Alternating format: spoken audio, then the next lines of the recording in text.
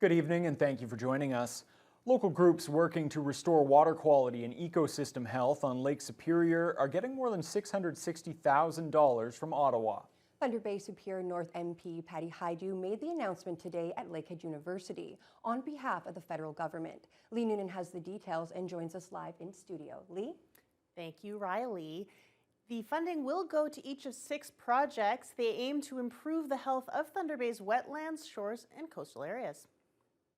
Indigenous Services Minister Patty Hajdu says she jumped for joy when the Minister of the Environment announced $2.7 million over 3 years to clean up 12 areas of concern along the Great Lakes, including Thunder Bay, Nipigon Bay, Jackfish Bay, and Peninsula Harbor on Lake Superior. Unfortunately, the lake's seen a lot of abuse over decades and indeed centuries of industrial activity. So there are areas of concern, including this Thunder Bay area.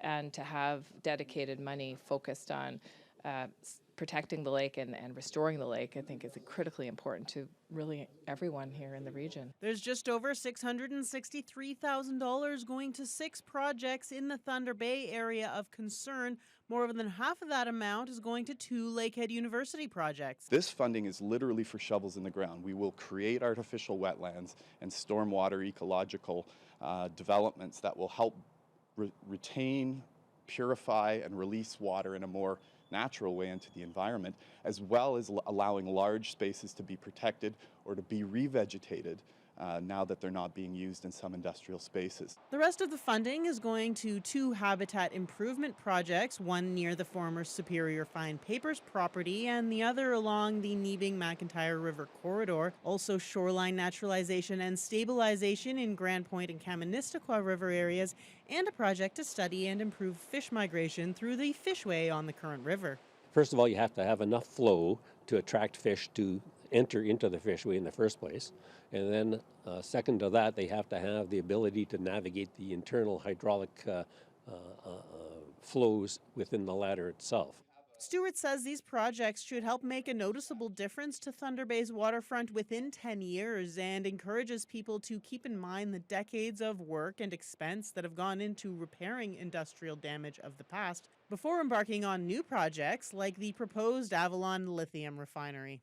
I think everybody expects us to do our full due diligence on any kind of industrial activity that could damage land or water.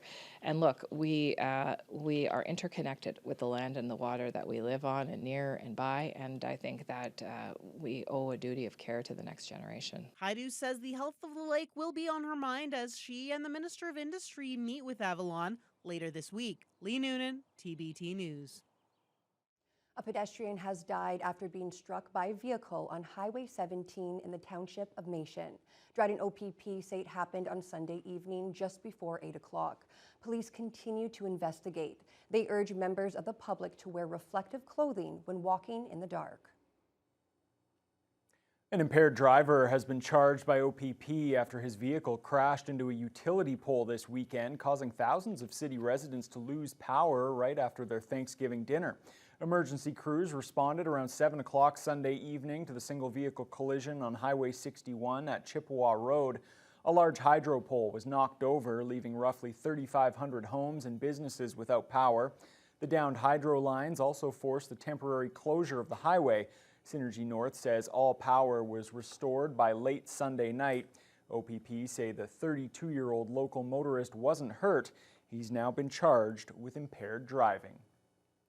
The Ministry of Transportation continues to work towards some major changes to Highway 61 on the south end of Thunder Bay.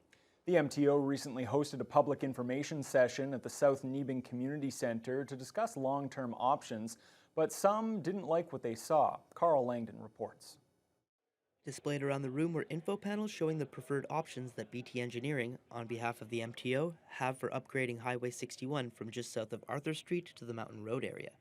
The changes include a large roundabout at the intersection near the airport, expanding the highway to 4 lanes over the Cam River and all the way to 15th Side Road, and an overpass and other changes to the intersection at Chippewa Road.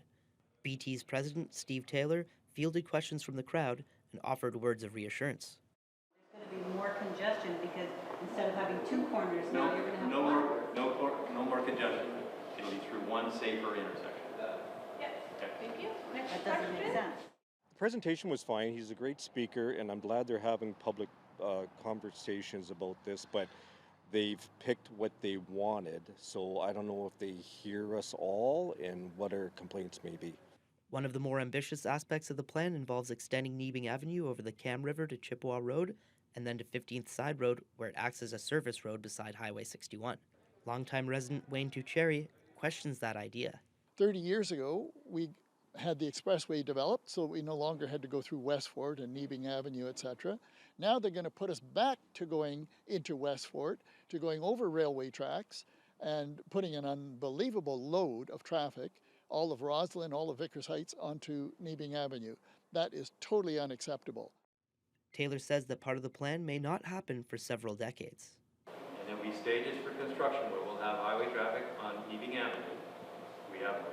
We could have decades before we have to have that in place, but it gives time to plan between the ministry and the city. Well, I think there's still a lot more steps to be taken place. I see there's a lot of residents in the Broadway Avenue area that have concerns about not being able to access the freeway. I have concerns along the corridor as well, along the Mount Forest area, where currently there's a lot of water issues in that area and ditching problems. A 30-day comment period is underway until early November for area residents to give their feedback at the project's website, www.mtohighway61.com. Another public information center is planned for the future to receive more input from the public. Carl Langdon, TBT News. Well, it's the latest stunning development in a scandal that's rocked Queen's Park and the province. The Ford government is already found to have violated ethics rules. Now police want to know if they broke the law too. Siobhan Morris reports. The Premier had tried to turn the page with an apology and a reversal. It was a mistake to open the Greenbelt. But now a new chapter, with the RCMP looking at whether laws were broken. The Mounties tell CTV News their Sensitive and International Investigations Unit is looking into allegations associated with the province's decision to open parts of the Greenbelt for development. The Mounties say they recognize this investigation is of significant interest to Canadians, but they have a duty to protect the integrity of the process, so they won't be saying more. Probes by the Auditor General and Integrity Commissioner have found a chaotic land removal process. Brown envelopes and USB keys being passed around. 2 cabinet ministers and 2 political staffers have resigned. But is there anything criminal here? The Premier said in August he didn't think so. You know, I'm confident I won't tolerate that. That was before the Mounties announced they'd investigate. If they do, I take it very serious, extremely serious. And I'll have zero tolerance if there's any nonsense going on. The Premier's office is echoing those words today, writing, "The government will fully cooperate with any investigation.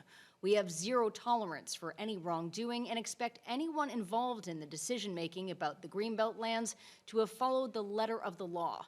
Out of respect for the police and their process, we will not be commenting further at this time." Did this government give preferential treatment? Opposition parties welcome the probe, but I don't want the Premier to use this as a way to hide from us and our questions on behalf of the people of Ontario in the legislature. The Premier has said he didn't know about the Greenbelt land removal process. Today, his office says he hasn't been approached by the Mounties for an interview. I've said all along that all roads lead to the Premier's office in this scandal. So I can't see how the Premier and his office are not going to be implicated in it. Over the weeks and months ahead, there could be interviews with current and former politicians, political staff. And there's all the risks of those who are associated with this decision but not affiliated directly with the government, the so-called Mr. X's and others. All of it is cause for sleepless nights if you're Doug Ford. And that was CTV's Siobhan Morris reporting. 2 teenagers have been charged with aggravated assault in connection to an incident on Friday night at a home on Bay Street that sent a victim to hospital with serious but non-life-threatening injuries. Thunder Bay police arrested an 18-year-old from Thunder Bay at the scene following a brief struggle. Officers later identified a second suspect after the fact, a 15-year-old from Martin Falls First Nation, who in the meantime had already been brought into custody for breaching a release condition. Both accused remain in custody. The Canada Games complex is set to reopen next week after closing in early June for millions of dollars worth of renovations. Mitchell Ringos toured the facility today to check out all of the upgrades in preparation for reopening. The Canada Games complex closed on June 4th while workers carried out various upgrades and now on the verge of completion. Capital Facilities Construction Supervisor Kelvin Jankowski spoke about some of the delays they faced, as originally they were planning to open just after Thanksgiving weekend. Mostly just the amount of cleaning and the time it would take to clean. As well, we did end up getting some partitions that were supposed to come not until the end of October, so it made sense to do that work now while the facility was still closed. So now we're just kind of cleaning up from all of that. With the project coming in just shy of $3 million, staff toured us through the building, showcasing the upgraded showers in the men's member change room and the women's day use change room, the new gender-neutral barrier-free change room, HVAC upgrades, and the new boiler system, which is expected to cut net annual greenhouse gas emissions by 276 tons and reduce utility costs by $128,000 per year. And even though the renovations are now completed, Jankowski says more upgrades are on the horizon as they approach the city's net zero framework. Building envelope upgrades are definitely a possibility, and then in the next iteration of the renewal of the Canada Games complex, after the boilers come to the end of their life, we'll be looking at a larger heating system that would incorporate net zero technologies. With the reopening of the complex also comes the return of programming, which Supervisor of Aquatics, Wellness, Children, and Youth, Kim Bei-Jin, says will be back to usual. Registration for our swimming lessons, which is very popular, opens tomorrow morning at 8:30. The online system is through Perfect Mind, where people can create an account. Fitness classes and all of the information for next Wednesday will be live on our website tomorrow. And you won't have to wait too long to check out all the new upgrades and get back in the pool as the complex officially opens on October 18th. Mitchell Ringos, TBT News. Instead of lifting dumbbells, staff at Push Fitness Center will soon be moving boxes, as the gym is set to change locations. But Push members shouldn't have any trouble finding the new building, as it's right across the street. The current Push building at 406 Fort William Road was recently purchased by Nokiwan Tribal Council, which has its headquarters next door. Push will close its doors on October 24th. And while there's no firm reopening date at the new site across the street, owner Jen Bizignano says they want to make the switch as quickly as possible, as she wants to keep the clientele that the gym has built up over the last 20 years. You know, this started out as a family business, and it's become just straight up a family. And my concern right now is that I have a really strong community of people that have really bonded together in a social way that I just want to be able to keep providing for them. I believe so much in active, healthy lifestyle that I just really hope that I am able to do justice to the community that we've developed here at Push and have them be just as comfortable in our new family home. Officials with Nokiwan Tribal Council have declined to comment about their plans for the fitness center building. The Northwest has a new regional senior judge for the Superior Court of Justice. The Honorable Daniel Newton has been appointed to the top role, replacing Justice Bonnie Workington, who returned to the regular complement of active judges on January 1st. Newton was first appointed as a Superior Court Justice in 2014, following a 30-year career as a lawyer.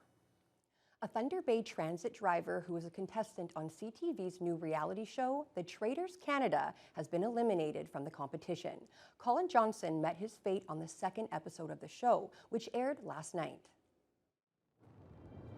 Colin, you have received the majority of the votes, and you've been banished from the game. Reveal whether you are a faithful or a traitor.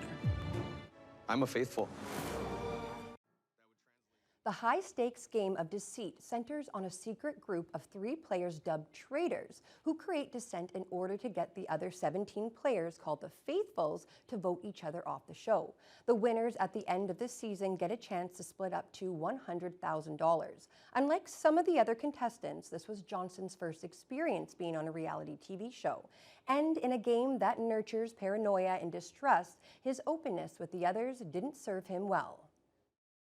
Near the end of the second episode where things started getting really serious, and I noticed like people are saying my name, and then all this stuff came up, and you really have to watch it, but it was nerve-wracking.